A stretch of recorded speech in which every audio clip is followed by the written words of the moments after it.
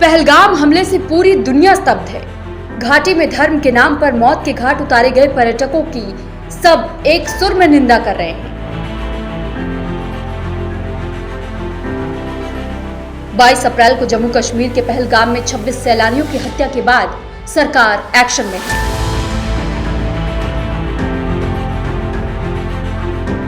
वहीं दुनिया के सबसे ताकतवर देश का मुखिया ट्रंप हो या भारत के सबसे सच्चे दोस्त रूस का राष्ट्रपति पुतिन हो या नीदरलैंड हो या फिर ब्रिटेन, सभी देशों ने आतंकवाद के खिलाफ भारत को समर्थन का ऐलान किया है। फ्रांस ने तो बाकायदा भारत को आतंक के खिलाफ अभियान में मदद की पेशकश भी की है।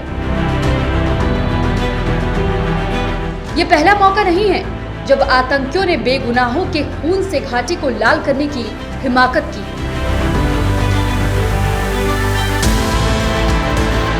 लेकिन इस बार भारत ने आतंकियों को उसके अंजाम तक पहुंचाने की ठान ली। मिथिलांचल की धरती से पीएम मोदी ने अंग्रेजी में पूरी दुनिया को जो संदेश दिया, उससे न केवल आतंकी बल्कि उसके आका के भी पसीने छूट रहे हैं। Friends, today from the soil of Bihar, I say to the whole world, India will identify, track and punish every terrorist and their backers. We will pursue them to the ends of the earth. India's spirit will never be broken by terrorism. Terrorism will not go unpunished. Every effort will be made to ensure that justice is done. The entire nation is firm in this resolve. Everyone who believes in humanity is with us. I thank the people of various countries and their leaders who have stood with us in this time.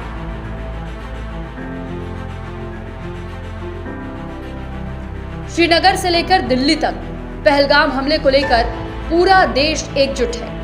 शहर दर शहर प्रदर्शन हो रहे हैं, कहीं candle march तो कहीं हाथों में तख्ती लिए आतंकी को सबक सिखाने की मांग की जा रही है। लोगों का सब्र जवाब दे रहा है।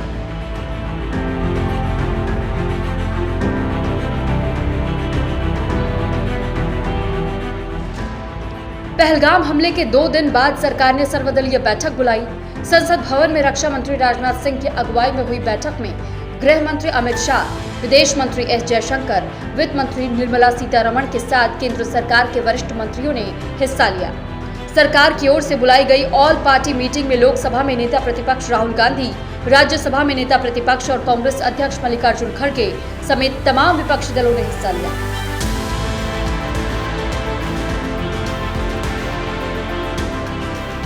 बैठक में सभी दलों ने एक सुर में हमले की निंदा की। 2019 में एयर स्ट्राइक पर सवाल उठाने वाले विपक्ष ने इस बार सरकार की ओर से उठाए जाने वाले हर कदम को समर्थन देने का ऐलान किया। हालांकि बैठक के दौरान विपक्षी दलों ने सुरक्षा को लेकर सरकार से सवाल किया, साथ ही साथ आतंकियों के खिलाफ सख्त कार्रवाई की मांग भी की। विपक्ष ने बैठक के दौरान प्रधानमंत्री मोदी की गैर हाजिरी रहने का भी मुद्दा उठाया। मीटिंग के बाद कांग्रेस अध्यक्ष मल्लिकार्जुन खड़गे ने कहा, सरकार आतंक विरोधी अभियान के खिलाफ जो भी कदम उठाएगी, कांग्रेस पार्टी समर्थन करेगी। साथ ही साथ जम्मू कश्मीर में शांति बहाली को लेकर गंभीर प्रयास का भी सुझाव दिया।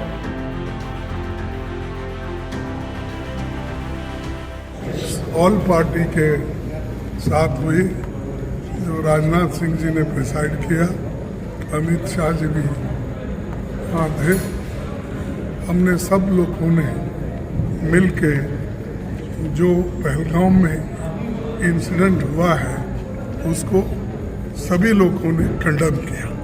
ऑल पार्टी इर्रेस्पेक्टिव ऑफ ये वो ऐसा कुछ और दूसरी चीज़ हमने ये कहा कि कश्मीर में शांति रखने के लिए वो अच्छा प्रयास करें और वहाँ पर शांति रखना ज़रूरी है।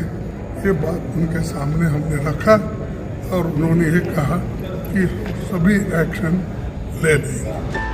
अमूमन सरकार को हर फैसले पर घेरने वाले राहुल गांधी ने किसी भी एक्शन के लिए सरकार को अपना पुरजोर समर्थन का ऐलान किया है। लोकसभा में नेता प्रतिपक्ष ने मृतकों के प्रति अपना संवेदना व्यक्त की।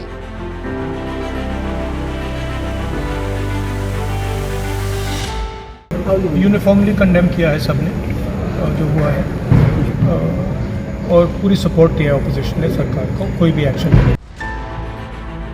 सरकार की ओर से बुलाई गई सर्वदलीय बैठक में हिस्सा लेने के बाद AIMIM प्रमुख और हैदराबाद के सांसद असदुद्दीन ओवैसी ने सिंधु जल समझौता रद्द करने के फैसले का समर्थन किया।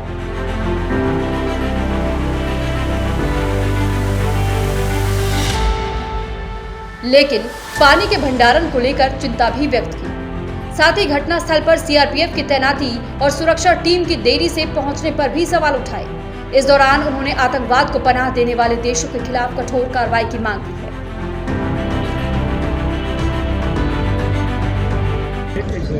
मैंने ये कहा है कि यूनाइटेड नेशन सिक्योरिटी काउंसिल का रेजोल्यूशन है 1373, उसमें ये खास तौर से कहा गया है कि कोई स्टेट क्रिमिनलाइजेशन को फाइनेंस ना करे और किसी भी तरीके से टेररिज्म को सपोर्ट ना करे, सेफ हेवन ना दे।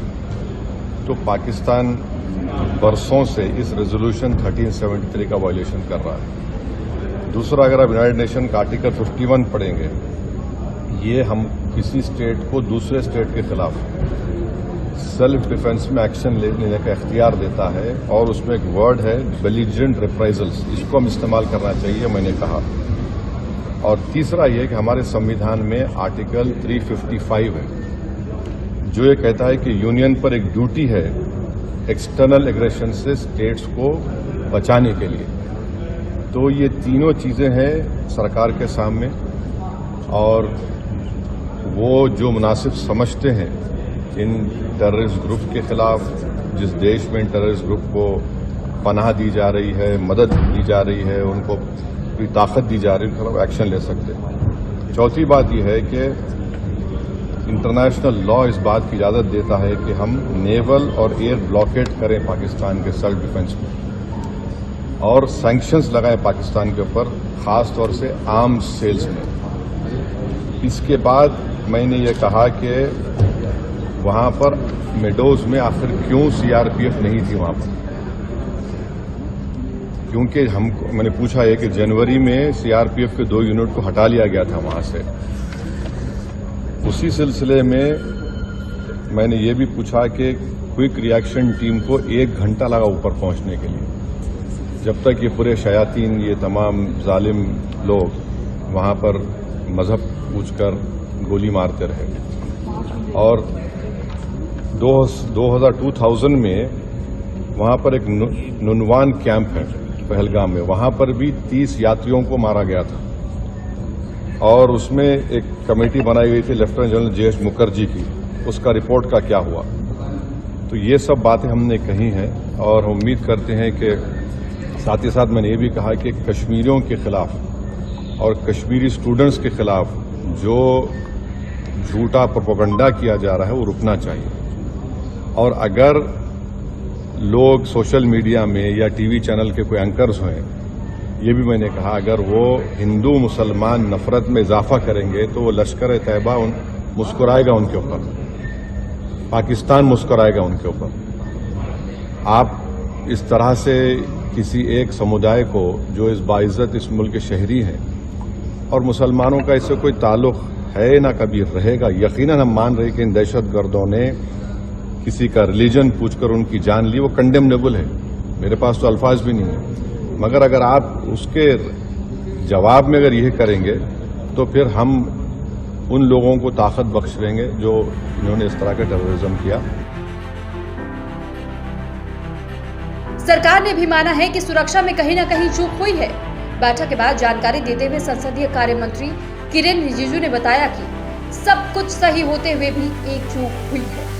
हम पता लगाएंगे कि कहां चूक हुई। साथ ही साथ भविष्य में इस तरह की घटना को रोकने के लिए भी कदम उठाए जाने की बात कही। ऑफिशियल्स की ओर से, आईबी के ओर से, होम मिनिस्ट्री के ऑफिशियल्स के ओर से ब्रीफिंग किया गया है। घटना कैसे हुई और कहां चूक हुई इसका भी बताया, और जो जगह जहां घटना हुई उस जगह में वो मेन रोड पे नहीं है, पैदल चलना पड़ता है या घोड़ा से चलना पड़ता है, जो लगभग वहां से 2.5 घंटे 2 घंटे दूर जिस मीडो से जहां ये घटना हुई उसके बारे में बताया, और सब पार्टी को बताया कि सब कुछ अच्छा चलते हुए भी ये घटना एक चूक हुई है और इससे सब दुखी है, और ऐसा घटना आगे नहीं होना चाहिए। इसके लिए क्या क्या प्रबंधन किया गया है इसके बारे में ऑफिशियल्स अपने ब्रीफिंग में एक्सप्लेन किया। 22 अप्रैल 2025 का वो दिन जब पाकिस्तान परस्त कुछ आतंकियों ने अपने आका के हुक्म पर घाटी में खूनी खेल खेला था। निहत्थे टूरिस्टों से धर्म पूछकर उनके ऊपर गोलियां बरसाई थी। लश्कर-ए-तैयबा की शह पर टीआरएफ यानी कि द रेजिस्टेंस फ्रंट ने हमले को अंजाम दिया था। 5 से 7 आतंकियों ने भारत को ऐसा जख्म दिया जिसकी टीस पूरा देश महसूस कर रहा है।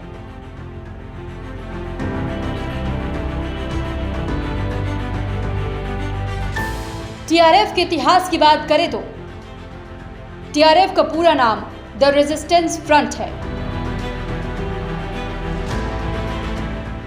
टीआरएफ लश्कर-ए-तैयबा से जुड़ा हुआ है।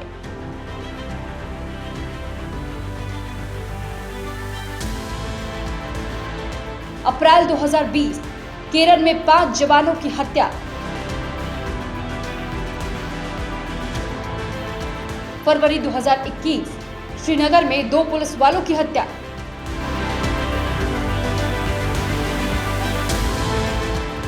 22 अप्रैल 2025 पहलगाम में 26 टूरिस्टों की हत्या की जिम्मेदारी भी टीआरएफ ने ही ली। पहलगाम हमले के बाद सरकार ने एक्शन का प्लान बनाया है। सेना को स्टैंड बाय मोड पर रहने को कहा गया है।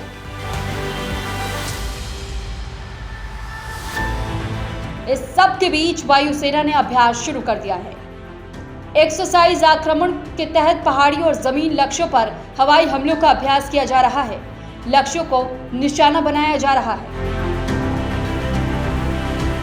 नौसेना भी अभ्यास कर रही है और ये सब देख पड़ोसी पाकिस्तान के पसीने छूट रहे हैं।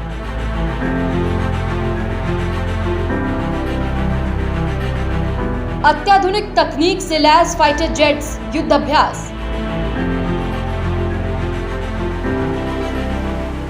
ग्राउंड अटैक और इलेक्ट्रॉनिक वॉरफेयर ड्रिल्स शामिल।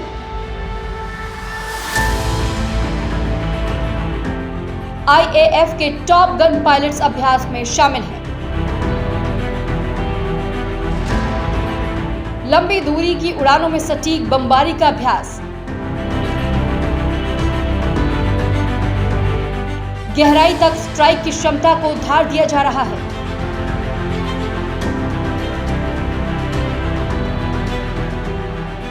पहलगाम हमले के बाद भारत ने जो तेवर दिखाया उसने पाकिस्तान के हौसले पस्त हैं।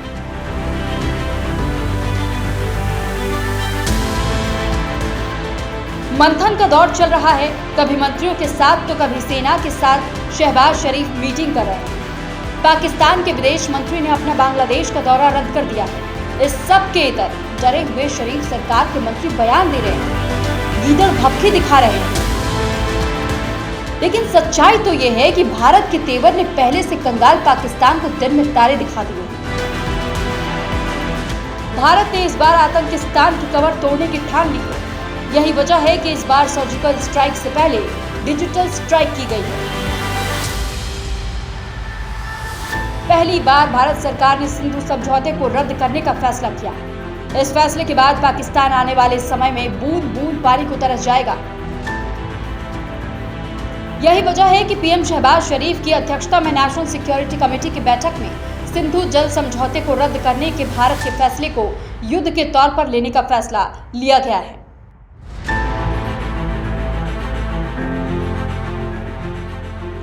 पहलगाम हमले को लेकर पूरे देश में रोष है। एक ओर जहां देश भर में लोग आतंकी हमले का विरोध कर रहे हैं, तो वहीं मुसलमानों ने बांह पर काली पट्टी बांधकर जुम्मे की नमाज अदा की, घायलों के जल्द स्वस्थ होने की दुआ मांगी।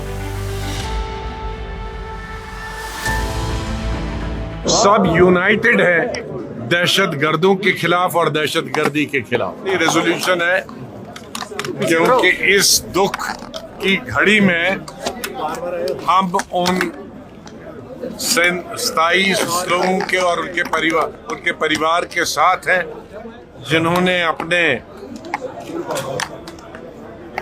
बच्चे नौजवान खो दिए पहलगाम में। इस वक्त पूरा मुल्क और जम्मू कश्मीर के पूरी अवाम इस दुख और दर्द में उनके साथ है और उसके साथ कश्मीरी या मैं जम्मू कश्मीर के जितने हिंदू या मुसलमान हैं सब यूनाइटेड है दहशतगर्दों के खिलाफ और दहशतगर्दी के खिलाफ। फिलहाल पहलगाम में हमले के बाद टीआरएफ भारतीय एजेंसियों के रडार पर है और इस बार उसे इसकी भारी कीमत चुकानी पड़ेगी।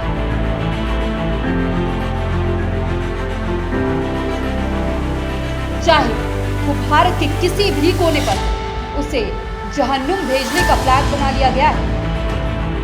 यही वजह है कि आतंक और उसके आका के होश फाख्ता है। जिस तरह दुनिया के देशों का भारत को समर्थन मिल रहा है, उससे पाकिस्तान अलग थलग पड़ता जा रहा है। कुल मिलाकर इस बार आतंक के आका को पहलगाम हमले का गंभीर परिणाम करना पड़ेगा। निशांत कुमार की रिपोर्ट, न्यूज़ इंडिया।